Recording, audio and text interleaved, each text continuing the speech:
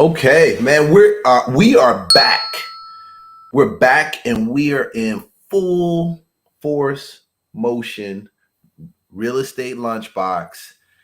I am your host, Leon Duncan. Man, you guys know already. I'm a real estate broker, real estate investor, and I've been in the business since 2006. I appreciate you guys coming to check out this video. If you're watching it on YouTube, just like and subscribe. We got a lot more coming out. And more importantly, like and subscribe. Follow us on Instagram also. We're on Facebook. Instagram is Real Estate Lunchbox. You can also follow me directly at Leon Duncan Real Estate. Don't want to forget that. But man, I'm going to tell you, today, I got my boy up in this joint right here. I got Mr. Frank Financial up in this joint right here. How's it going, Leon? And how's it going? How's it going? Shining and grinding. Can you hear me okay? What's the other phrase that you used to use? You'll say, what is it? I can hear you real well. Everything. Yeah, forget everything, right? F everything. Oh, no. You're talking about fuck how you feel. Yes. Yo, fuck how you feel. How you feel? How you Yes. feel? I said, man, I was looking, I said, Dad, this dude said, how you feel? Fuck how you feel. You know, hey, to be in real estate, you got to be able to say fuck how you feel. Because if you do it based on feelings, man, right. I know feelings ain't gonna get you, but so far, especially in this market right now, you know, we coming up in a different market, which I'm gonna want to pick your brain on, and tell me what you think.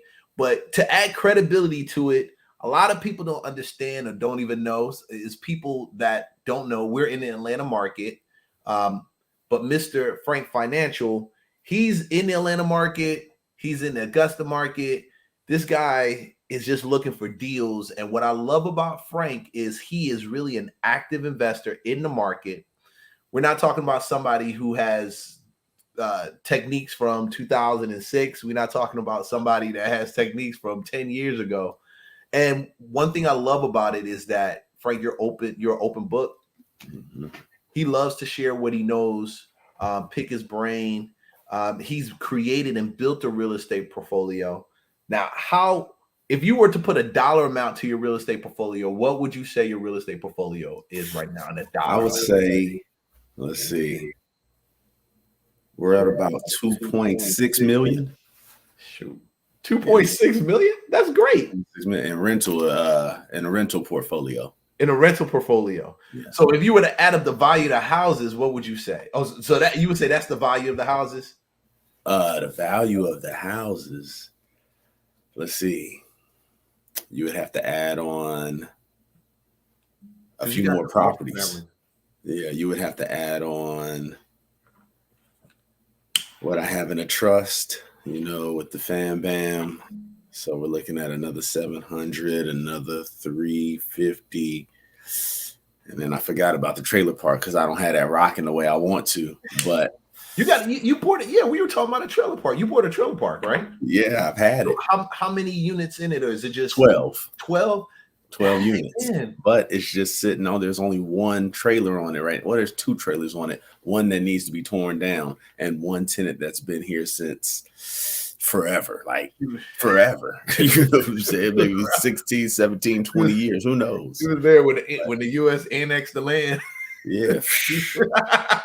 But you know, so we're probably going to put a small little tiny home village here instead of putting it mobile homes back in place. We'll put the little tiny homes, maybe about 600 to 800 square feet, you know, so that's on deck.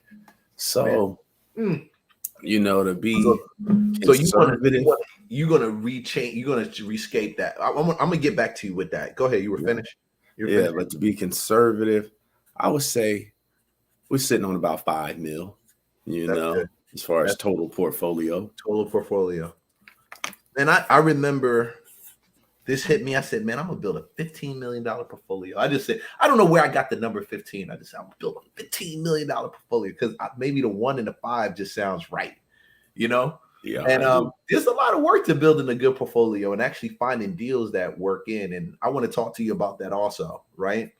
But tell me your history, because I can tell you and I want folks to kind of understand and grasp this. I want you to grasp this and take it all in, because we live in a world in real estate, and Frank knows as well as I do, we have a lot of people out here that are quote unquote real estate investors or real estate people, guys. But and I don't look at that based on you having a portfolio, but really being knowledgeable and taking advantage of the market. But the true wealth, I believe, and I had to come to that realization and stop selling off all my stuff that I buy and I fix, it's really in holding that portfolio, because tied into that portfolio is generational wealth. That's and right. A lot of people like to talk about it, but it does start with how you think and how you see stuff before you actually grab it, Mm-hmm. But Frank, when I ran into Frank, he was at this event that was here in Georgia, in Atlanta. And I ran into him. I think what I share so much in common is you got that military background. You got out the military. You got the Army. You were Army, right? Yeah. Delta 448. Oh, dog, I'm telling you. 18th Airborne. Whoop. Man, it ain't. And so I connected with him like that, and I saw what he was doing, and I could see his energy, and this guy got a lot of energy. So tell me, Frank, what made you get into real estate, and how did you get into real estate? Okay. Yeah. In the Army. Check this out. In the Army, you know how you start off a young soldier. You're out partying and drinking every night, every opportunity you get. Well, I'm stationed at Shepherd Air Force Base.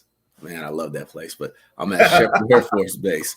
All my boys, we're trying to get to the club before 10 o'clock, because if you get there before 10, you get a stamp that says you don't have to pay. So we don't get the stamp.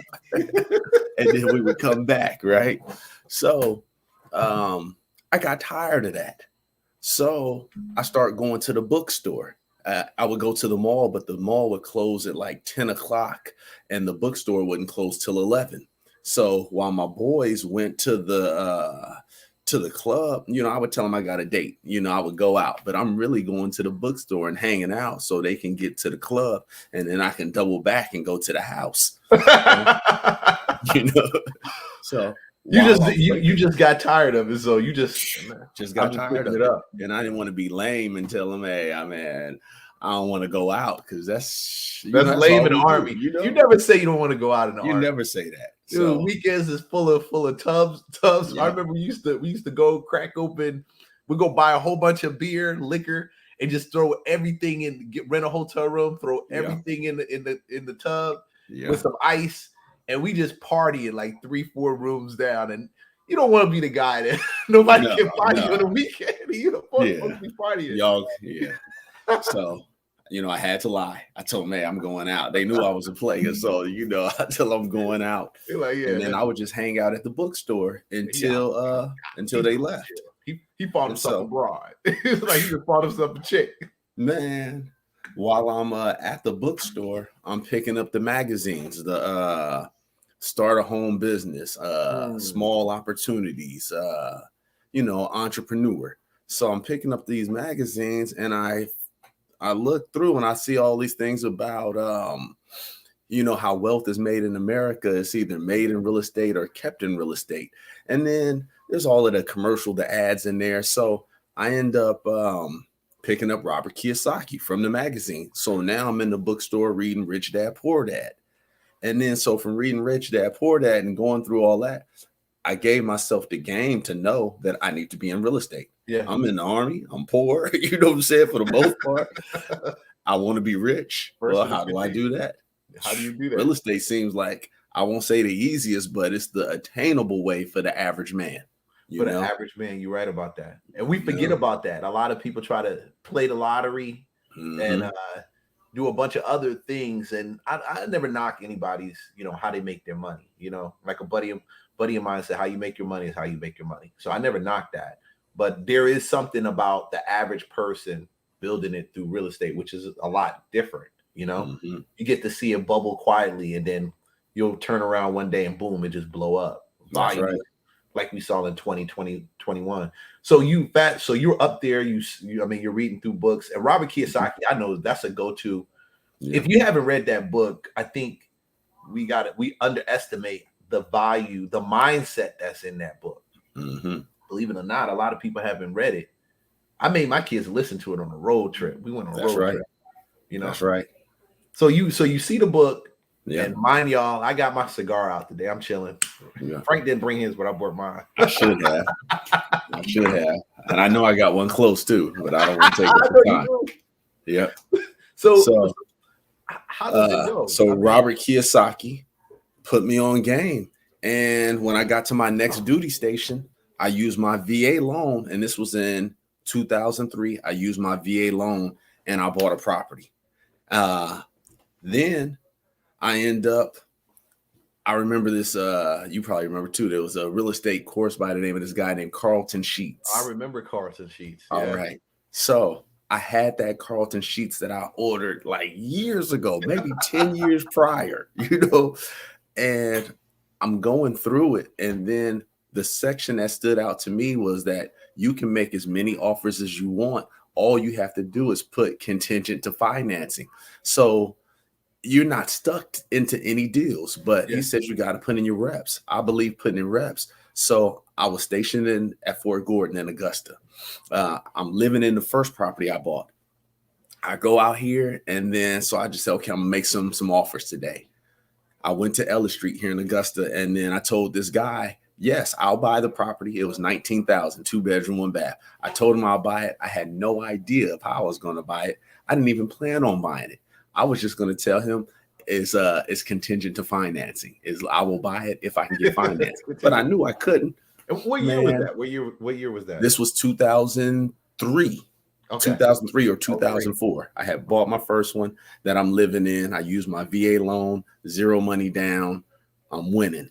But I'm trying to build well. I'm trying to get rich, So I used that Carlton Sheets line. This guy named Philip Quarles. He said, yeah, that's no problem. He said, go to Regions Bank. There's a guy named Donnie Miller. Tell him Philip sent you, and this is the address. So then he tells me, if you like this one, I got another one in like Edgefield, South Carolina. That's not too far from Augusta. Wow. And I was like, cool. If you can give me finance for that one, I'll buy that one too. So, wow. So okay, go ahead. I'll let you continue. So I hop in my car. I'm driving to Regions Bank to see Donnie Miller. I sat with him. I gave him the information, and I told him, hey, Philip told me to come over here and talk to you. And then he said, okay, well, we'll have to run the numbers and yada, yada. I leave the bank and I call Philip. I said, hey, Philip, Donnie said that he has to do this. He has to check the financials and all that. Yeah. He said, okay, start heading to this other bank. And he gave me, I can't even remember the other bank, because before I made it to the other bank, Philip called me back and said, Donnie said, come on back. He has the paperwork ready for you. I bought 2 houses the first day. You know what I'm saying? I swear to God, Leah, I bought 2 houses. Just jumped in off of Ellis Street. I should see what that house, 1918 Ellis Street. You don't still, you 19 grand. You don't have it anymore, do you? No, I don't have it anymore. Oh, because I went through it. So you want to know the ups and downs. Yeah. So I bought those 2. I started amassing while I was in the Army. I started amassing a real estate portfolio. I also had bought a franchise called JanPro. It's a janitorial cleaning service. Yeah. So I'm working my JanPro business in the evening after I get off the Army job. I'm working that till sometimes 3, 4 in the morning. I would go from the job, from my janitorial business, straight to PT at 4:30. So I'm getting it in. 18 months, I'm grinding. You did that for 18 months? I did that for 18 months till I got out the Army. I was making $100 grand, Leon, by the time I got out the Army. Outside of real estate. Outside of military pay. Outside of military pay. I ain't counting that. You know what I'm saying? I was only an E5. I was making what? $2 grand a month, maybe. You know what I'm saying? Something like that. I know, right? E5. Yeah, that wasn't nobody, So, man, that's really, I got out the Army. I knew I was getting out because I was making so much money in the evenings, and then I was making full time for the Army. And then I had Spanish Court. I had the 2 from Philip. I had one in North Augusta. I can't even remember all of the properties I had, but I was doing well to where I moved out to California. My wife got pregnant. Yeah. My mom said, hey, if you can do what you're doing in Augusta, just imagine if you were out here in California. Yeah. So I did that gold rush thing. So I shot on over to California. Gold rush. But, you know, me and my wife was young. Yeah, we were about 25 at that time. And Dude, she so was pregnant with 25. So 25, and you've already got how many rentals? Oh, I was killing it. I would say I at least had 9 houses, you know, that I can remember when I Man, was. I'm bumping into a 25-year-old that got 9 houses right Yes, now. Ugh. man, it was just one of those. I really believe that the only thing that separates me from somebody else or anybody is that you got to believe. A lot of people don't believe what they see out here. And what I Right. mean by that is that,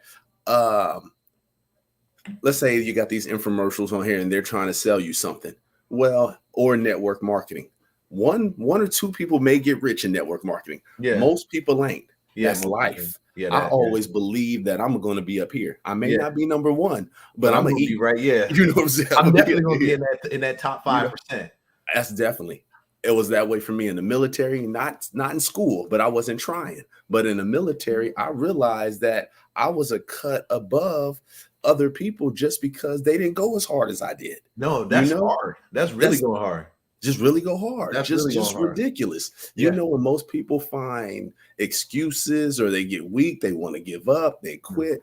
I just say that winners don't do that. Yeah, That's what I learned, you know, from being in the Army, and I applied to this real estate. So when that Carlton Sheets said, "Hey, go out here and make these offers," I went out and did it. And I swear to you, I just told a guy who's brand new in the real estate the other day, I said, "Hey, go out here and start making some offers and just say it's contingent to financing, you know, and it's just to get the reps in." Well, that happened to work for me right off the back. Yeah. And I do believe in beginner's luck, but I don't try to live on that. Some people may get lucky early and it may F them up, you know, because they believe it's always gonna be like that's that. true. They're gonna believe it's You like know? and it's funny you mentioned that in this market right now, we had a lot of people that started investing, fix and flipping, or either buy and holding 2020, 2019. You saw that buildup starting to happen. So now it's curious as the market does contract, when you do have some shrinkage in the market, what happens now? Like some of them that relied on beginner's luck didn't take the time to get a system like that in place, That's right. a mindset like that in place. They're going to find out, dang, you know, That's right. I wish I would have, because that's really what it boils down to. You got to continue educating yourself, you know, and that's kind of why I even did Real Estate Lunchbox, because I wanted to catch those people that I know are going to fall right now because they were living off of beginner's luck. That's right. That's right. They will fall. And that's just how the game goes. It's not for everyone to be successful. That's why there's so many roadblocks. I don't know if it's the universe. I don't know if it's the government, but there are certain things in place to where people tap out at different levels, you know, and sometimes people will get that beginner's luck. Well, kudos for that first time, but if this ain't for you, it ain't for you, you know? You're right. And you're right. And then they end up tapping out. So you're in California, you got 9 rentals, wife is pregnant. Okay. You went for the gold rush. What's happening now? The twins come 10 weeks early. We're 25 years old. We never heard about no NICU. We never knew that it's common for twins to be born early. So at this time, the kids are 10 weeks early. We going for a routine appointment. And they say, "Oh, we got to take them out today." You know, my son, it was something called today. Like you just went today, you know, like there was an emergency, like it was an internal growth restriction. My son wasn't growing. My daughter was taking everything, you know, so they pulled him out 10 weeks early. And then every day we're at the hospital, you know, like 24 hours, as often as we can be there, we're there. So my property's in California. I have a property manager that's taking care of them. Lady named Betsy Lamb. You know, I liked her, but I wasn't there to watch over my babies, my real estate babies in Georgia, right? So you did buy when you was in Cali? No, I had just got to Cali, and it was November 7th. Me and my wife were driving to Cali. She was pregnant, and they were born in April. So a few months later, after we got there, maybe 6 months later, the kids are born. So we hadn't even really got settled in yet. You know, we were still just still getting settled, you know? Yeah. So the kids are born 10 weeks early. I got a property manager out here. Oh, in Georgia. Your And the Georgia property. properties, every time I hear from her, she says, this is wrong, this is wrong, this is wrong, which could have been true, you know, but basically all of the rental money was going to her. Well, it was going to, I thought it was going to people to fix the properties. It was, but it was going to her husband. You know, and he was the had one his fixing own, the property. he was the one fixing it. So Then no you rental come back, income was it coming in. janky when you came back? Was it janky? Oh, it's gone. I had to file bankruptcy. Wow. Hold on. How do you go from 9 rentals to filing bankruptcy? Let me tell you. So kids are here. I have a janitorial business. When I left the janitorial business, I told you it was making me $100,000 a year, about 10,000+ a month. I get an operations manager, a guy named Howard Richardson, nice guy also. Right, he's running the business, but he's not gonna run it like it's his baby because it's not. Yeah. So my real estate and my janitorial business is being run by other people. They both go downhill. Yeah. So we go from making just coming in through the mailbox, Leon, at 25 years old with my janitorial business. I can't remember how much I was giving Howard. Let's say I was giving him 80% to run the business. So I'm bringing in $2 or $3 grand there. And then my my real estate was probably bringing in probably another $4 or $5 grand. So I go from that on autopilot to nothing. Now I have no skills. I was in the Army, I got out the Army. I've owned a janitorial business and I've owned real estate. Yeah. I don't have a college degree. I didn't at that time. My wife was pregnant, twins. They couldn't go to school or really have other people watch them for the first year because they were so delicate. You know, my son was 1 pound and my daughter was 2 pounds. You know, so they were like this big. That's a lot. That's a lot. I stayed with you just didn't get one. You got 2 kids, just like you got 2 houses on your first lick. One shot, one kill, just like we say in the Army. One shot, one kill. You know, so that was tough. You know, being a young guy, 25, losing my real estate, losing my janitorial, having 2 kids, and I just stayed at home with them, going from, you know, a hustler to staying at home because my wife worked for my mom. She decided to go and work because they're in the same industry. Yeah. So I'm at home with the kids every day, raising them, doing what I'm supposed to be doing. Yeah. And we end up being like, think about 500 grand in debt, you know, with everything, with the real estate and mortgages that needed to be paid off. Yeah. So we filed bankruptcy, you know, and let me tell you what I learned about that. Bankruptcy is fantastic. You know what I'm saying?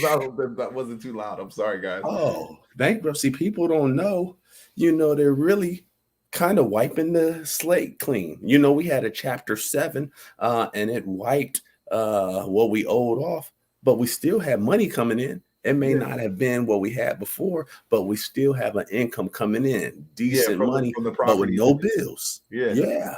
You know, the judge let us keep the one is on Spanish court, 1 property. We got rid of the rest.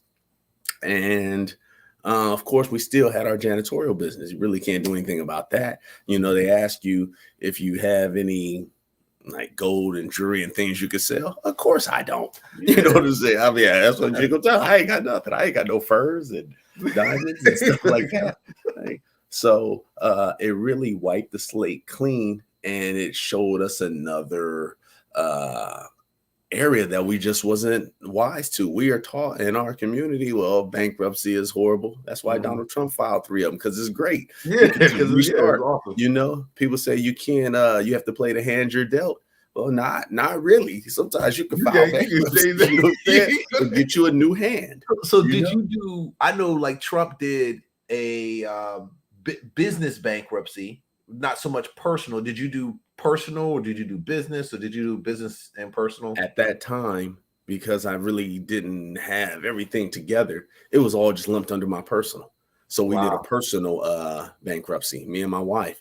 And there, because of what we had been taught to that point, we thought you had to wait 7 years before you could buy real estate again. Wow. So that's not true. That's not true. That's and that's what people say. And that's why they're scared of like bankruptcy. I won't be able to buy a house for 7 years. Oh, wrong. So how soon were you able to buy another house after you filed? Okay. It took me about 7 years because I didn't know. Leon, so from what, the time. So what is it? Is it less than 7? I mean, and I'll tell you can get one the next day if you want. 7 years. So because they tell you to get like your traditional conventional mortgage, yes, it will be about 7 years. But I didn't know about creative financing. Yes. So from the day I filed bankruptcy and had already tasted the good life of owning real estate and being rich at 25 years old, we were treated so well as 23 and 24-year-olds, because of what we had done. So already tasting the good life, I knew that I needed to get back to that. To the good life. You know what I'm saying? But I knew that, okay, I was taught that I had to wait 7 years, and I knew I had to have an income. A W-2 job is easier to buy real estate with, I thought, than being self-employed. And I knew the more money you make, the more they would qualify you for. At that time, it was like that's 3 times what you make. You make $100,000 a year, you get qualified for like 300 at that time. I'm not sure what it is now, but so I knew I needed a high-paying job. I'm looking around, I don't have any skills, Mm-hmm. I'm still in California hustling, doing my thing. I can tell you, I started a medicinal marijuana business, 24 hours. I was the first person to create a 24-hour medicinal marijuana business, registered with the state. What, in Cali? Yes, registered with the state. Oh, yes. Leon, I was making so much dough. I'm talking about cash dough to where...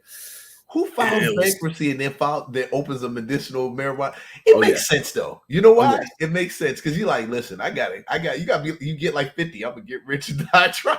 You dang all right. Yo, I'm gonna go this route. And it was nothing but opportunity there. It was fresh on the scene that if you had you started a collective, and it's fairly easy, but most people don't want to put their information out there. Me, I go tell the state I'm selling marijuana legally. You know what I'm saying? But folks like to do things it's just as hard to do things wrong as it is to do them easy. I mean, the right way. So I started a full-fledged business, A1 Collective. I had a rewards card. Every time I come and make a delivery, I would give you some kind of gift. I had a platinum club to where if you paid $14.95 a month, I would waive the late night fee after 8 p.m. The price went up. Wow. So it was actually great. I did that. I was a motivational speaker. I worked for monster.com. Hold on. If you Google me, Leon, you'll see my motivational speaker. Oh, yes. I traveled around the country speaking. How you go into like motivational speaking? Because what I had done, Leon, I'm from East Oakland. I was poor, a single mom. She was 15 when she had me. And then by the time I was 23, I bought my first house. I did the Army thing, no special talents or anything like that. And I just made things happen, So how much you guys making when you're doing that? All right. So speaking, that was fantastic. Or are you talking about the marijuana? Like after you file bankruptcy, then you roll into the medicinal marijuana business, and then you're adding in these, I like to call them spokes, streams of income. Did you made it back to the 100,000 real fast? And then how does that work for somebody? Because dang, financial, this is a grind. Let me tell you, and I still do this to this day. We spend so much money on the kids that it seems like we're not making no money. You know what I'm saying? You preaching to the choir. We spend so much money on the kids. I know where you at. Where you at. Do you know when we finally, so I told you the kids had to stay with me for the first year, but when we put them in daycare after that, do you know how much California daycare is? Man, Georgia daycare, $300 a week per child at least. Okay, so California was $1,800 for the first child, $1,500 for the second child. Per month, though, right? Per month, dude, Leon. That's still wow. per month. So Whoa. we're making money. And California rent. We're renting a place out in California. California is no joke when it comes to that. Man, that was thousands. Like, I swear it was That's why at when you least said I came 2,000. to Cali making 10 here and then 5, making 2 here and then 5 or 7 here. Believe it or not, I think that's like close to poverty in California. It's good if you're in Georgia. Yep. California is like, man, the taxes. No. It teaches you to hustle. That's why I believe it's easier out here, because out there you got to hustle just to survive. Out here, you can do nothing and come up with the rent money. You know what I'm saying? That's why I don't cut my tenants no slack. I'm like, cut grass for you. You can cut grass, like come up with yes. Ooh, you can cut grass. I pay my linesmen, enough to live in one of these places. So So you're doing that. You get that. How do you get back onto the track of real estate after that? Okay, so being a motivational speaker, it is independent contractor. I still own my own business, basically. The medicinal marijuana, I still own my own, still self-employed. During this time, and you can Google, I'll show you some pictures. Leon, this is when I got swole. Well, when you're selling, when you're moving marijuana all the time, when you're making money, it makes it easier, especially to work out for me, when you're out here. So, cause you got more time on your hands. Yeah, that's true. So I'm working out, I'm getting swole. I started like training people. I would train some people and sell them marijuana. You know what I'm saying? I would come to drop it off. I swear. You're a personal trainer, and then also your marijuana. And I bring you marijuana. I had got swole, and people start saying, "Hey, help me! What do you do?" This, it's just that I had more time to dedicate to. I was in the gym 2-3 hours a day because I was upset. Let me tell you. So I never knew about. What you upset about? Filing bankruptcy, having kids early, losing my real estate, being the man to going down to an average person again. You know what I'm saying? I think that was a coping mechanism for you. I didn't know, but it was. I got so freaking swole to deal with, we can call it depression, because I was the man, and then I went to down here. You know what I'm saying? I went from having multiple houses to living with my mom. You know what I'm saying? And 2 babies and a wife. So I'm in the gym. I'm listening to Young Jeezy when he first came out, that thug motivation, that so man. Oh, and I'm killing it. And then I am the guy who can go into the corporate boardroom, or I can go into the street. So I have no problem going to Humboldt County and getting the marijuana, and then setting up the bank account and going to these doctors' offices and building a rapport with the doctor, saying, "Hey, send your clients to me. I have 24-hour delivery." So I'm on top of it, but I get so swole that I start training people, because you could charge somebody $100 an hour to be a personal trainer. And you don't need to have no license. You don't need to have none. I don't know what you don't. I end up getting it. I'll tell you the story, but I'm dropping off the tree and I'm training, and somebody told me, you count push-ups in shorts. Well, that's a dream job. You know what I'm saying? I'm chilling. Let me tell you, I loved it. I like making people better. I love the fact with getting swole, it was just, how hard are you willing to work? And you got results. A lot of times people don't experience results in this kind of time frame. You go to college, it take you 4 to 5 years just to get your degree. Getting swole, you can see real results in like 12 weeks. Yeah, 12 weeks. Oh my God, it works. So man, I'm doing that. I realized I saw an ad that said make $100,000 as a personal trainer.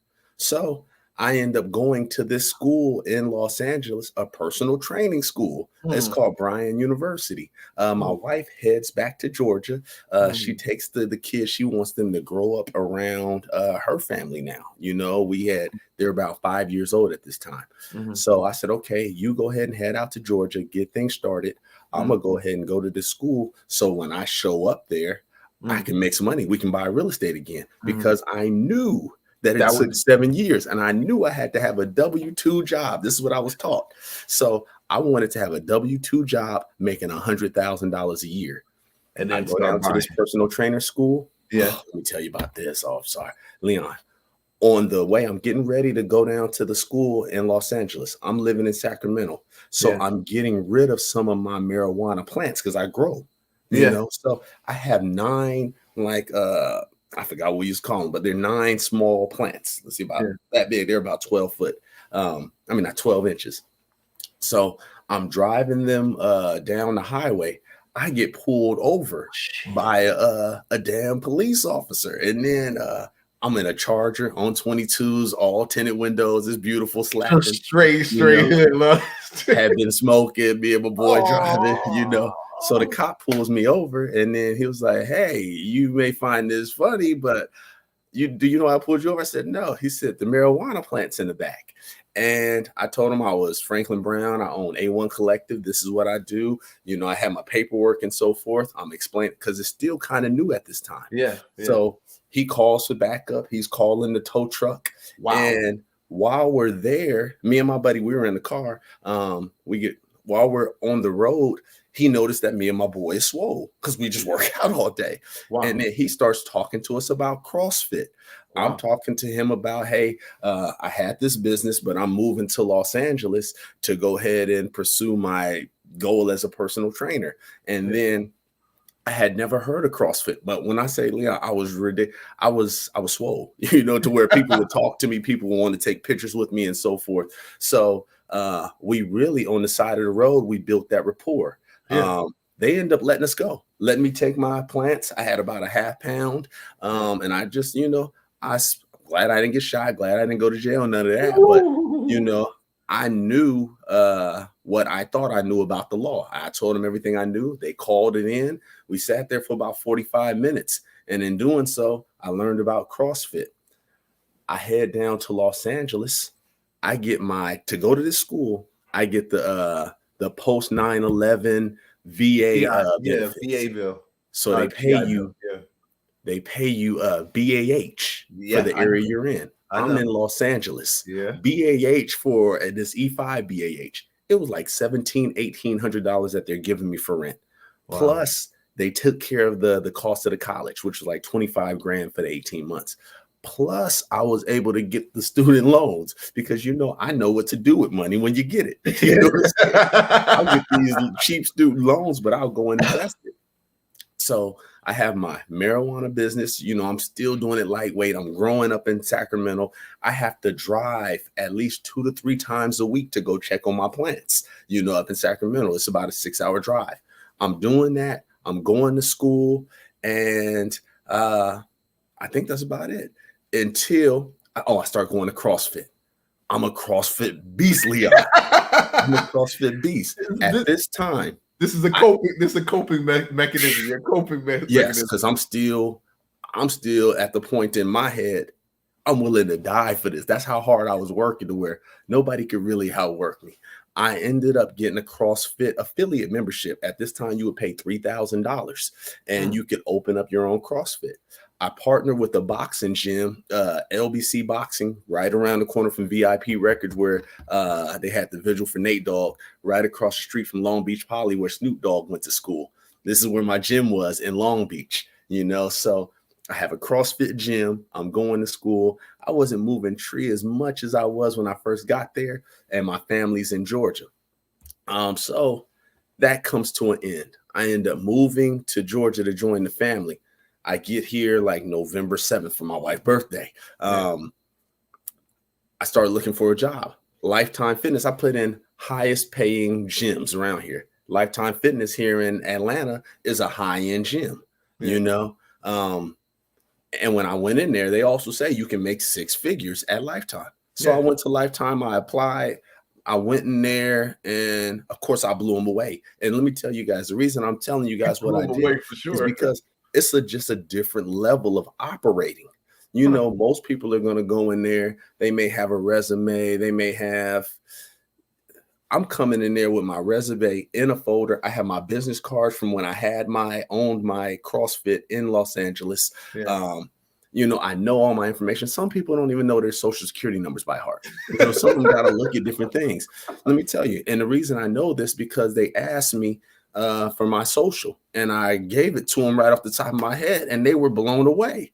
And then I thought, okay, I'm from California. There is a difference. You know what I'm saying?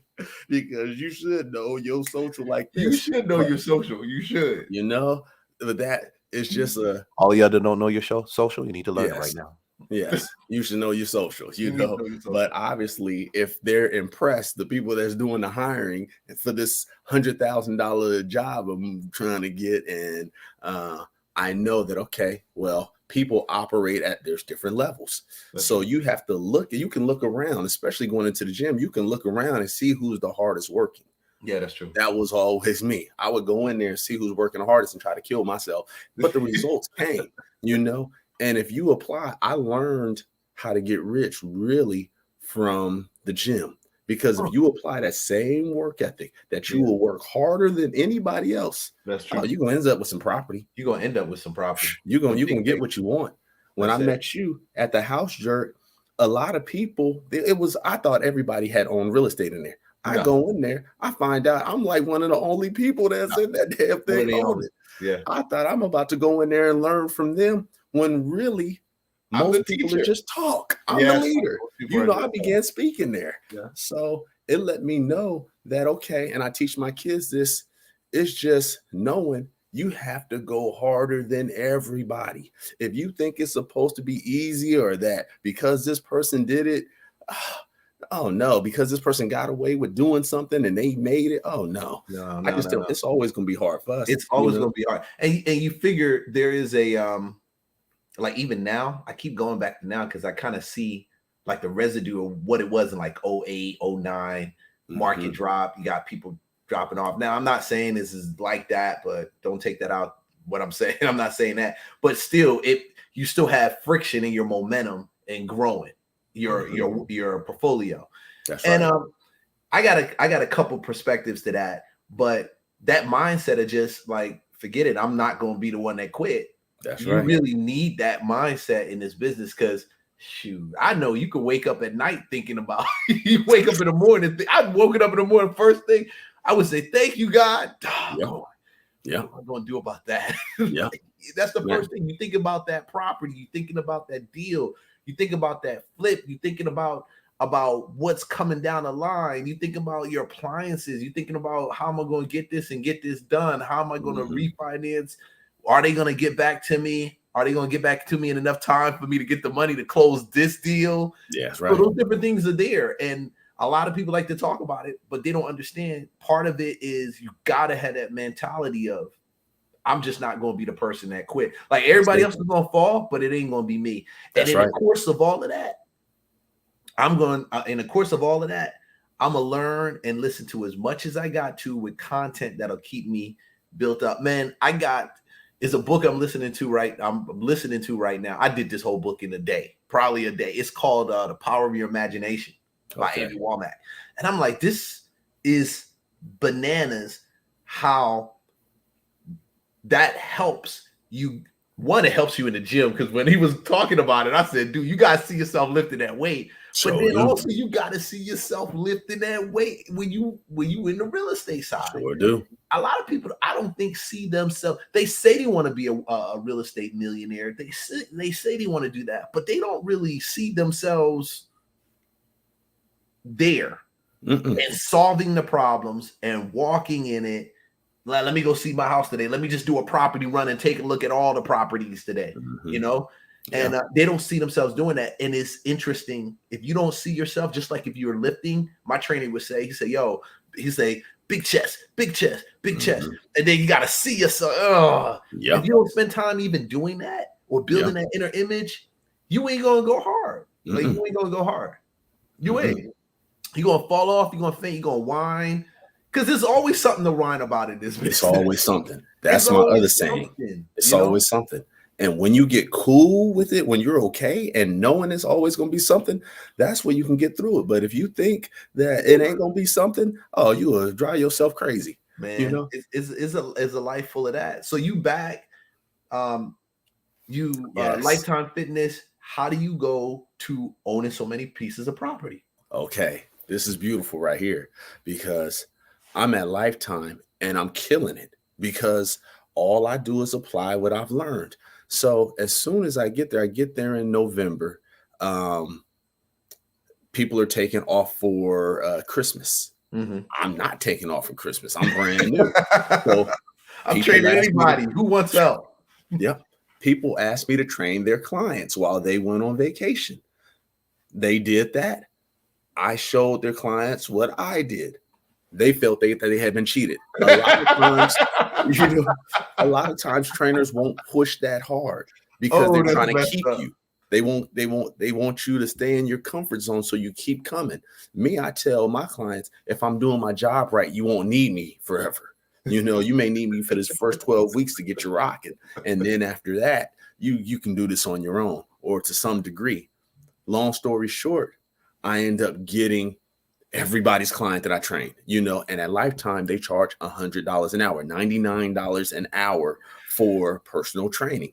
Yeah. You get about half of that. So the trainer gets about half of that. The trainer gets about half because Lifetime is called like sale and service. So you definitely want to be like at least eight clients. I mean, yes, a day if you can. The real thing is to do group training, small group training. If you can, or you can do large group. But if I charge $100 an hour for one person, I can charge 4 people $200 for the hour. That's and they are able to split it up, and they're still able to get that attention. 2 people, you do $175, for the hour. So, and then I would do the large boot camps where you have 30 people in there and they may be paying $25 an hour. So I was killing it. I made that Lifetime money, enough to where now I could go. My 7 years have passed. I still didn't know. I ended up getting an FHA loan. I knew I was getting into real estate. I bought a 3-plex. A 3-unit apartment. He said, "I'm going hard again. This is going to be one. Forget a single family house. How many can I get? Well, what loan? Right. As many doors as I could get. I bought it in Lilburn, Georgia. In the Parkview School District. 3 2-bedrooms, 1 baths, about 800 square feet. I swear, Leon, you could stand in the middle of the house and touch every room. Kitchen, bathroom, bedroom, and living room. I swear, that's how small it was. Me and my family, when I was working at Lifetime, and we think we're balling. I'm training Portia Stewart from the Housewives. I'm training what was the guy? Reggie. You train Portia? I trained Portia Stewart. Let me tell you, at Lifetime they have stars. I got to work with Usher, Portia. There was an Eagles player. I think his name was Reggie. He was a wide receiver. But Terry Crews comes through there, Shannon Sharp. Oh, they got stars up in there. Lifetime over here in Atlanta. Yeah, they have about 7 locations. They have Sandy Springs, like Duluth Duluth, Atlanta. There's a few locations. They have the tennis club. But I got a little 24-hour gym I go to where the old ladies at, and nobody wearing any weave. You got to get a Lifetime membership because of the networking. Keep myself from getting distracted. And then oh no, you want to be distracted here? They came in there. The chicks be coming in. I was passed by the LA Fitness. I saw them girls coming out. Had some. They had workout outfit on with the full blown weave. Oh yes. I was like, makeup, no distraction coming to me. I'm going back to that old right over there. Oh. Dude, Lifetime is where it's at. I can only imagine how it's like there. It's sick. It's ridiculous. It's like it's a resort or like a country club mixed with a gym. They have a bar at a few of the locations. A bar, like alcohol at the gym. They run all of the testing. It's when I say high end, it's high after end. After I left from working there, I'll tell you how I got there. But I ended up getting a membership. It was $300 a month for my family. A gym membership. Wow. Wow. So I'm at Lifetime. I qualify for a FHA loan, 3.5% down. The house cost me $136,200, 3 units. I believe the rent at that time was like $450 is what they're charging. When I walked through, it was smelling pissy. It was Leon. I had been grinding per unit. I had forgot that people were poor. I swear to you, I walked into this thing and I was like, oh my God, they still was using curtains to keep the doors, the heat in certain rooms, air mattresses on the ground. I had forgot. But I showed my wife the property and then she said, I would live there, and I said, do you know if we move into this property, how rich we'll be? Because we had a spot in Sandy Springs. We're paying $2,800 a month for just rent, play ass house. Wine cellar, 6,000 square feet. We was driving a Porsche. We was doing too much. We was flossing. We was flossing. I'm doing my thing at this job. My wife's working, and then I'm running boot camps on the side. Oh, Leon, when I got to Lifetime, I was killing it. Yeah, killing it. Like my first year, I think I did 70 grand in the gym, and I'm sure another 30 something outside. Ooh. Because I was so hungry and I was so angry, and I knew I had to get back. You know what I'm saying, Leon? I was on some. I told my wife, I told her I make a promise to her that I'm gonna go so hard. Remember when Tim Tebow made that speech about ain't nobody gonna outwork him? Ain't nobody gonna outwork him. Man, I came here to Atlanta and I outworked him. Lifetime promoted me. I got there in November. I got promoted in February to go down to the tennis club. So they have a tennis club in Peachtree Corners. They had just bought it from Racket Club of the South. So I get in there. I'm working with the tennis clubs. I'm building a program. My kids are beginning to play tennis, but they charge $2,500 for their tennis academy per child. Yeah, there's a guy named David Grimes. He's in there. He has 3 kids there. That's $7,500 a month that he's paying for his children. Hold on. A month? Hold on. I thought it was $2,500 a year. A month. Leon, just to teach your kids tennis. Just to teach your kids tennis, or teach you, or the kids. It's an academy. So they're there from like. Your kid better know how to play tennis before you put. They better have a love, a desire. Some people got this kind of dough to where they'll put them in there just to learn, just to get to a lower level. You know what I mean? Just to get to a level better than where they would think they would do on their own. Yeah. So they can have a child with no skills and pay. He was the instructor. He must have been a superstar at one time or some level. David Grimes. No. He was just a regular father. Most of instructing it. I mean, who was instructing it? This is a high performance academy. They have ex-professionals. The guy named Brian DeVilliers, he was a professional. Wow. Grant, what's Grant's last name? I can't remember Grant's last name, but Grant was a professional, number 42 in the world. Wow. They have a superstar academy. So if you spent 4 years there, you were almost guaranteed a Division I scholarship.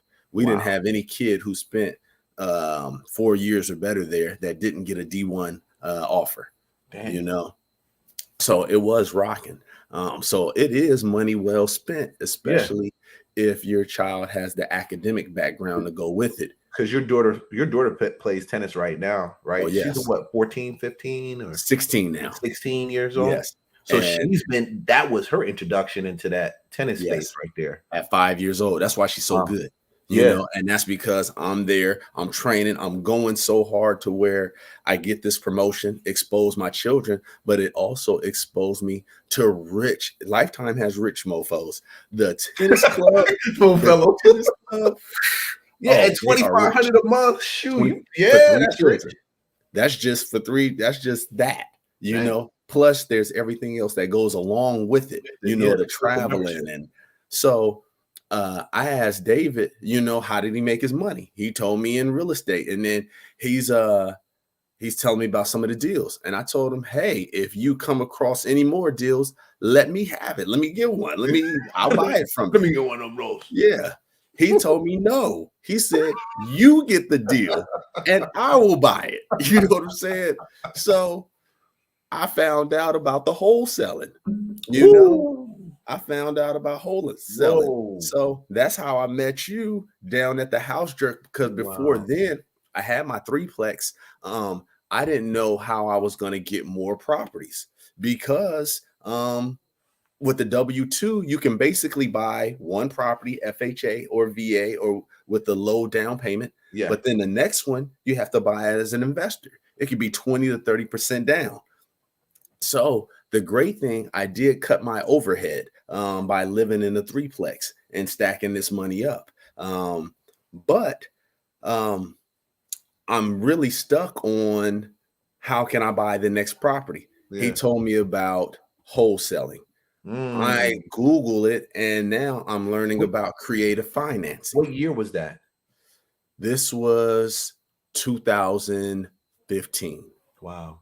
2015. There's something about that 08, I think we'll remember for generations to come, between that 08 to 2015 time. I learned the same thing on wholesaling.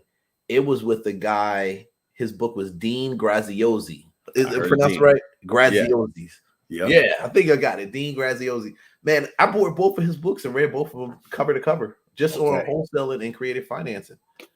And I think a lot of people neglect that tool or those tools. Yeah. So you get into wholesaling, you find out about creative financing. Is that what kind of opened the door for you to now start buying stuff and the real? So basically you were looking at real estate the whole time as like the traditional, I gotta buy a house. And refi. Well, the Burr method, not even so much the Burr method too. Like I got to buy a house to cash flow, and that's the only way I can get it. It's got to be on market, or that's the easiest way to find it. Call a real estate agent, or that's right. I knew nothing that you can put a sign in the ground and people would call you. I didn't know that you could, you know, I thought you had to have an agent. So I end up looking on Zillow and Craigslist. I come across this property that says, and I'm looking for owner financing property at this time because now I've learned about wholesaling. I've learned about creative financing, which is owner financing included. So owner financing just sound like the lick. Wholesaling sound okay, but you keep getting rid of an asset. And why, if you had something that's such a good deal, why would you get rid of it? You know what I'm saying? Why would you sell it for $5,000-$10,000 more? I could see if you needed money, but I knew I was building wealth and I had the asset when I was younger. I didn't want to give the asset to somebody else. So owner financing was like a magnet to me. So I'm looking on Craigslist, I'm looking on Zillow, owner financing. I find that 6-unit apartment building for $130,000, $30,000 down, owner financing for 4 years, a 7% interest rate. Man, and he had a real estate agent. I go out there. Is that the one you took me to see? That's the one. That's off of Lee Street. That was your first. Yo, I spent $130,000 for that. Dude, that's a great house. That's a great piece of property. That's a really good piece of property. Strategically placed, the right place. I had it appraised 3 years ago. It came in at $504,000. And you bought 3 years ago. And you bought it at 130. Bought it at 130. Now I'm sure that thing's probably worth about $750. Yeah, it's easy. Definitely. That thing is on steroids over there. Oh yes, Atlanta market is on steroids. If you don't know the Atlanta market, it's on steroids right now. Yeah, even with the adjustment in interest rates, it's still on steroids. It's still, man. You know, which is a great thing. That is and that's what, to me, I'm gonna tell you, man. I think I think creative financing is the thing that people neglect. A lot of wholesalers or investors neglect. They come in to get real estate. They want to be a real estate investor. They learn how to wholesale, but wholesaling, and I have nothing against it because I learned it from Dean Graziosi. I mean, I learned seeing that, but man, it's almost like it's a drug because it's addictive. Like you get it, you score. It's like, yeah, dog, I got it. Yeah. 10, 15,000, 20, like boom, boom. Don't hit no big numbers. Yeah. And you can stay high on your own supply. That's literally your own supply. That's exactly what it is. High on your own supply. Yeah. You never really learn how to actually grow and build your own farm. That's right. That would be the best way to kind of put it, you know? That's right. That's I mean, I don't know, somebody probably a drug. My hustle out there. They're like, Leon, how do I convert the real estate? It makes sense. But that's it. That's it. And it's not a bad thing. But the creative financing part, I think, is almost like being an artist. If you find a musician or Picasso or anybody that is in artistry, if you are a deal technician, you can create the most beautiful picture landscape portfolio of properties because you understand creative financing. That's right. You understand how to do it and what it means, and you're not reckless in your actions when you do that too. That's right. When you grasp that, then you can go into a $5 million, $10 million portfolio just with patience and working the deals. So you get into that own. Go ahead. Why would someone normally sell their property owner financed?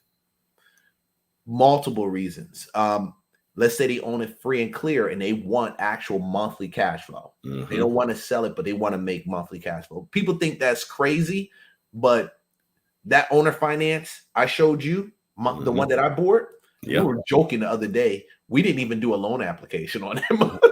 Isn't that fantastic? He didn't even look for my look. He didn't say even send me your bank statements or nothing like that. Nope. But they own it outright. Yeah. Bought it probably off a wholesaler. I saw what it looked like before, fixed it up. They own it outright. All they really want is cash flow. That's it. And so he literally told me, hey, he wants cash flow for the next 10 years on this. I'm like, hey, it won't even make it 5. I'll take it up to the 9th day, the 11th day, the 11th month of that 10-year period. I'll refinance it. And I'll refinance that mug right out and eat up all that time. So that's one reason.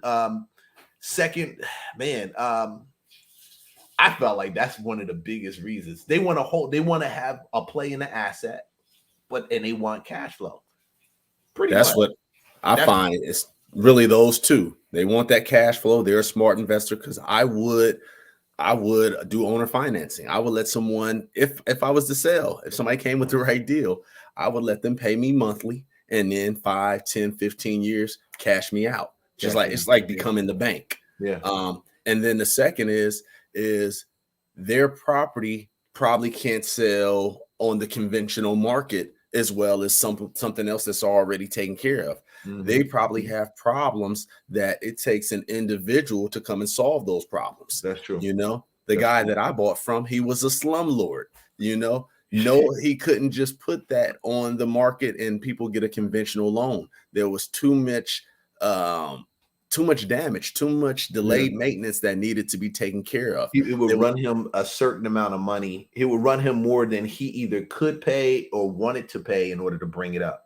That's right. That happens often, or the property's just too expensive and now the majority of the market can't afford it. You will see $1 million mansions owner finance. If somebody has $200 to $300 grand to put down, well, that person's willing to say, okay, well, you're probably going to come up with the rest of it. And if you don't, at least I made $200 to $300 grand. What I love about owner financing too. I got a mentor. You think all the time with owner financing that the person has to own a house free and clear. He introduced me to a thing called a wraparound mortgage, where he created a second on top of that first that was tied to him, wrapped it together, and go to your attorney about something like this. First of all, I am not an attorney. Okay. Right. So follow disclaimer. This is for entertainment purposes only. Right. But they go to an attorney and the attorney puts everything together and you got a wraparound mortgage. And it's like, dang. So he takes a second position and then he'll sell it. So paying that first one and then he's getting paid at the same time. I thought that was the most beautiful put together piece of art that I've ever seen. And when I seen him roll it out a couple times, I'm like, man, I can't believe that. But you can pay for it. You can ask and anything you can come up with. That's the great thing about owner finance. Whatever you come up with, you can just write it on a napkin and then say, hey, seller, does this sound good to you? Like, yeah, let's send it to the attorney and let them put it together. So the sister to that, which a lot of people don't know, is the subject too. I kind of feel like owner financing with like a seller held second or owner financing kind of wrapped in a wrap mortgage package is, and I know we get an advance, guys, stay with us on this. I feel like subject twos are like the sister to that. Yeah. So that's right in that creative financing wheelhouse. So I'm like, man, I like to go after those also. That's right. Especially if the numbers make sense. Especially in the current market that we're in also. Yeah. With interest rates as high as they are, you can pay a lower interest rate working with the seller than you would if you went out here and got a traditional mortgage. Come on. That's what I'm looking forward to the most. Me too. That's interest rates are 8, 9, 10%. Oh, I'm still getting mine for 5. On the owner finance. Knowing how to get those things done. And I can say, Frank, man, would you say in your course now of doing what you've done, right? You bought that first one, owner finance. Were you able to find any other opportunities on that owner financing side or create? That's all I've done since. That's all you, man. Except for now that I'm a little bit more advanced and I got some dough. But initially, he managed the dough a little differently. I only bought my first one, that 3-unit. That was the only one that I used conventional financing for. Every single one after that. And I say I bought like 17 after that, Leon. All owner financed. So this is important. You go out and you specifically look for owner financing. Does that mean you stay out of a specific geographic area, or do you say, hey, if something's going on in Savannah and I see they got an owner financing down there, hell, I'm gonna go get it? So are there a lot of owner finance properties on the market? Nah, I mean, sure. Nobody's out there saying it. You got to actually look for it. So with me knowing that, I know I don't have a lot of deals to choose from. So I'm fine with getting that one. You know what I'm saying? So you don't mind getting it a couple miles, like an hour or two away from where you live. 4 hours. I have no problem driving 4 hours in any direction. You're right. And so that the great thing I love about the owner financing is that I don't have to go through millions of properties. I only got a handful that I get to choose from. That makes it easy. Too many options, you be looking all day, So you get it. How much do you typically have to put down for some of these? Okay. They usually ask for 20%. Some of them ask for 10%. But what I love about owner financing is that most of the time, people in this country, not most time, all of the time, we're taught price. I want this. They want what they're asking for, right? Yeah. With owner financing, if I get the terms, they can have the price. I don't care what the price. I know they're not asking anything stupid because they're going to put it to be sold. They're putting it on the market. If it's stupid, I won't even come at it. But if it's what it should go for, or if I know I have to put a little bit into it to get it there, but they're letting me have terms, I will take terms over price any day. Every day. So instead of putting down 20%, I average putting down 5%. That's why I'm able to get so many. One person, I can get 4 for every one that they get because I will give up that price. Oh, you want that? I will give them multiple options, Leon, but I want them to choose that. I would choose something ridiculous, like a ridiculous price. Let's say I'll give them 70% of what they're asking for. And then I would make like some ridiculous terms. I'll put something in the middle, but then I will give you every dollar you're asking for. If you allow me to deliver it differently. Yes. We just deliver it differently. 5% down. Give me a 5-year balloon payment, or 7-year. My last one I did 7 years. I did 5% down, 5% interest rate. I like that. So I'm able to do things like that. And when they see that they're getting every dollar they're asked for, okay, yeah, that's what you want. Cool. I had this guy call me. This was probably, we didn't talk about this. It was about it's probably last week. I think it was last week. He called me. He had 2 properties. I'm going to tell you what he messed up on though. 2 properties, one in Fayetteville, one somewhere in Atlanta or Jonesboro or Hateville or one of those places. I ain't gonna tell you guys exactly where it is, so nobody go have to start looking for it because you're gonna get it. But what's crazy is he was an agent, but he wasn't the agent who listed the properties. So he's like, yeah, I got an owner financing deal. I got 2 of them. I saw you bought owner financing. The one that I bought was on the MLS. I figure you might be interested. Okay, shoot it over to me. Shoots it over to me. He wanted 20 to 25,000 down on this owner financing deal. But real talk was the owner was really asking for about 5% down. He added Okay, 15% to make it 20 to 25% down. I was like, nah, man, I don't want this. No, this is great, but I got the money, but I don't want that. That's too high. He said, oh well, somebody's That's gonna right. get it. And in reality of it, somebody probably will get it.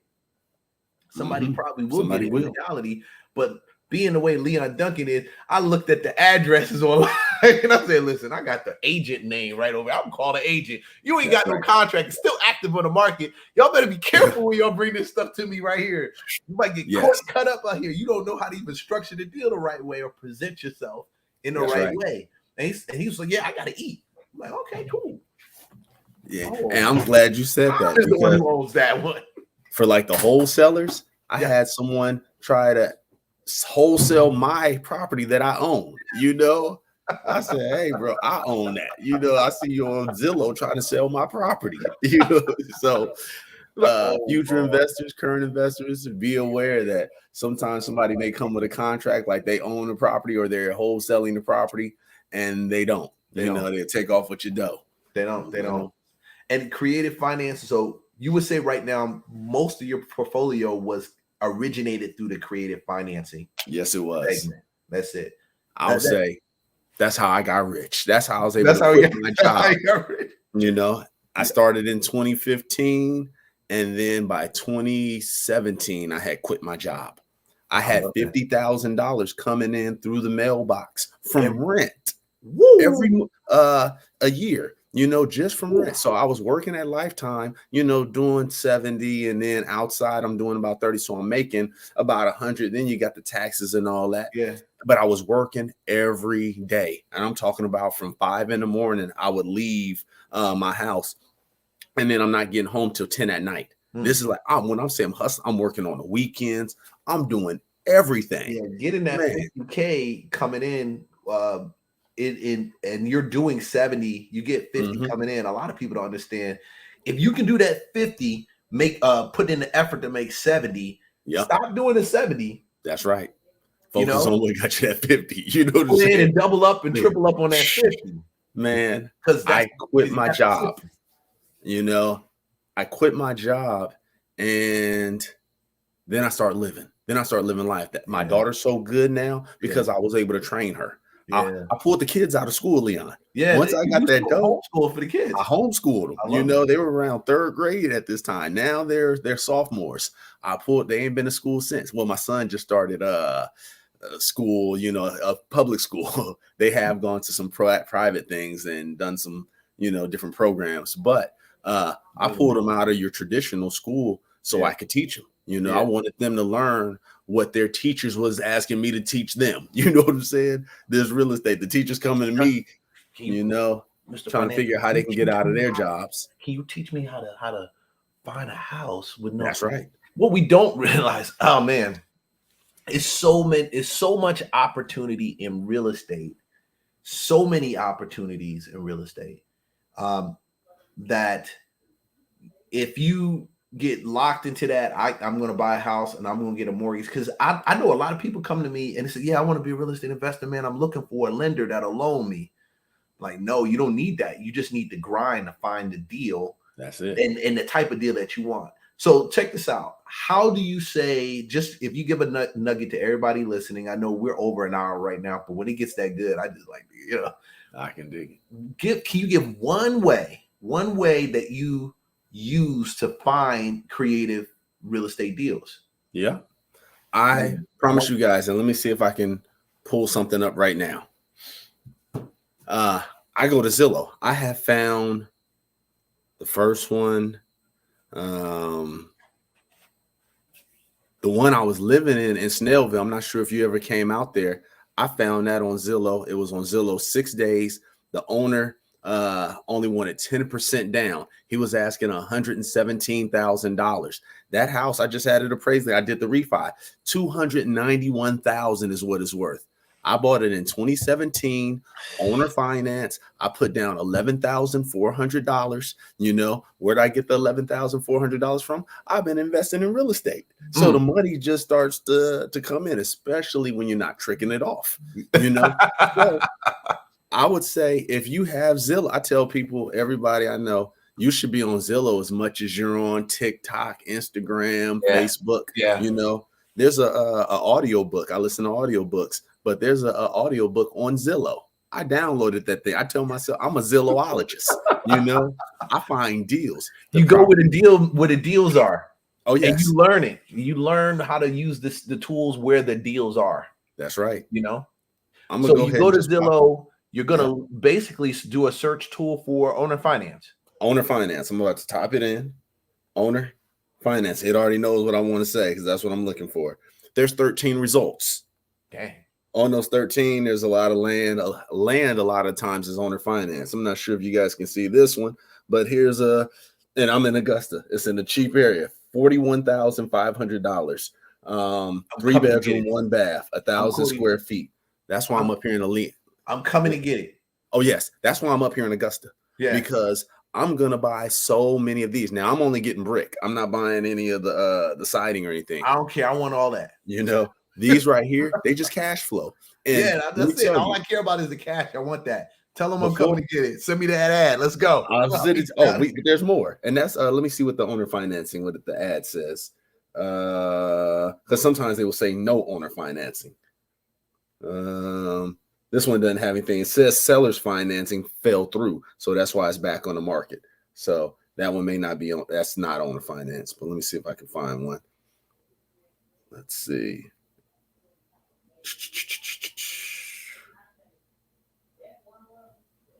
It takes a little looking, but it doesn't take that much. But you will have the ones where seller's financing fell through. You already showed me one. I'm coming. So. Look at this one right here. Look how beautiful. I'm not sure if you can see that. Can you see that? Oh, yeah. Nice. Guess what? Owner financing. It is a 5 bedroom, 3 bath, 2,500 square feet. They want $429,000 right here in all caps. Owner financing available. Wow. If my wife wanted this house, not that we ain't gonna trick off like that, but we could. You know, and depending on where you're listening to this, you got to keep in mind you may be listening to this in Orlando, for example, and you run by something like that. That's a crazy Airbnb that you're sitting on, short-term rental. Yes. So this is a great way to build a real solid portfolio if you know what you're doing. Yeah. So I know I'm gonna start to wrap this up because I know some people have short attention spans, but this is too good for me just for me to be short on. Really too good, man. Yo, if I think I already know what you're gonna say. If a real estate hack was one of your, let's say you open your lunchbox. And you were looking, and you had something to eat, or you were going to fix lunch. You put it in your lunchbox. Your favorite real estate hack would be, if you could fit them into a lunchbox, what would your favorite real estate hack be? And I know what it's going to be already. Check this out. It's going to have to be house hacking. You know why? It's the easiest way, I'm going to say, to get rich. You can move into, especially if you're not trying to trick off your dough. But you can move into a duplex, a 3-plex, or 4-plex, or a single family. Hell, I hacked out the one I bought for $114 owner finance. We lived there while we were fixing it up. Now it's worth $291,000. Yeah. You know, I would say if anybody wants to get rich, what's the number to save money in your household right now? What's the highest expense that most people have?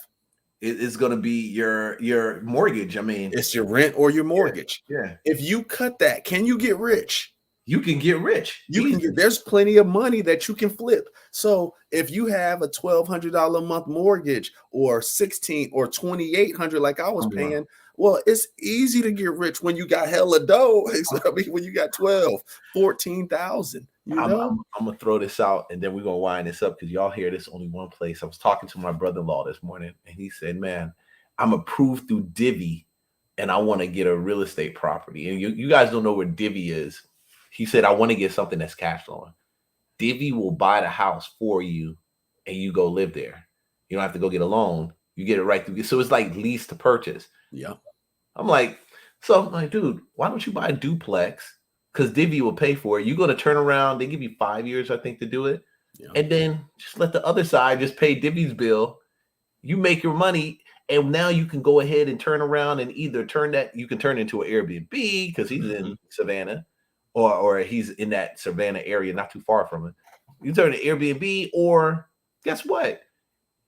When you're ready to purchase, you've already had somebody paying against this because I think they give you a certain amount of what you paid for your down payment towards you bringing it from underneath them.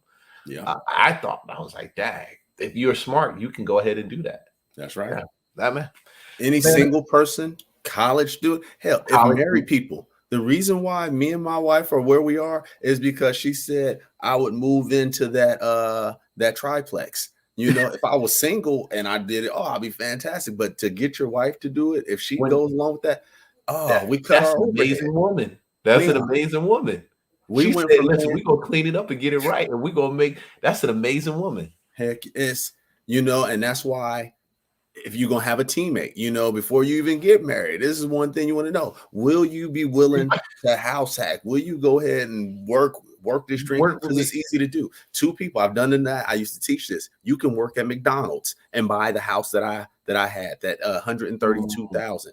2 people at McDonald's making 18,000 a year each. That's 36,000 will approve you for that loan that I got on that first one. After I took care of that first one, it was just a snowball effect. And it just kept rolling. Because you're making cash flow right now. That cash flow is able to roll into the next one, which is able to roll to the next one. So the moral of that story right there, if your wife does not want to hack houses, she's probably not the right one for you. That's what I would say. If you're trying to get rich. Now, there are other ways to do it. But if you're a commoner, I'm not giving you advice or anything like that. You know what I'm saying? But shoot, if you give me your pushback on that, you push back on some other stuff. Man, Frank, man, I appreciate you taking the time, joining me today, man. This is very fruitful. And I don't know, do you teach this? You got any courses you share this with anyone? I used to, but guess what happened? Most people don't do nothing, Leon. Nobody, that's true. Most people don't do anything. I know you may have 1 or 2, and that should be enough. But I used to teach 2-3 times a week, come on out my house and, get the kids and the family. And I did enjoy it. But the thing I love about real estate is I don't have to be somewhere. When I created those meetings, I had to be there. Or I have to have someone there in turn. But my life right now, I don't have to do nothing. You know what I'm saying? Man, I get it. Hey, if you guys are interested in learning more about these creative real estate techniques and hacking them, depending on where you're watching this video at, you'll have Frank's information in there at the bottom. You'll definitely have my information on there because I still do teach and show people how to actually do it. And what's crazy, Frank, is I've got probably 1 or 2 students, I would say, out of 50, 60, 70 that I actually do one-on-ones with, not who get the course, but go one-on-ones. Probably 2, 3 that I'm looking at them and you start crying like, man, dude, I created a monster. You know what I'm saying? Because not everybody wants to be a beast. That's right. So, but if you want to be a beast, subscribe to this, follow us, and do what you do. Like, be a doer, not just a hearer. One last thing before, I'm sorry, but my saying is some can't, most won't, few will, I do. Some people physically can't, mentally can't. Most people just won't. Yeah, you're right. Few will. There will be a few people that do it, but I will do it. That's all it boils down to. That's my personal mantra. I like that. Yeah. There you got right there. There you go, guys. You got it right there. Frank Financial. I hope you guys like this. And if you don't, so what? if you did, like and subscribe. Learn to like it. And we'll see you guys. We'll see you guys on another day of Real Estate Lunchbox. Peace. Peace.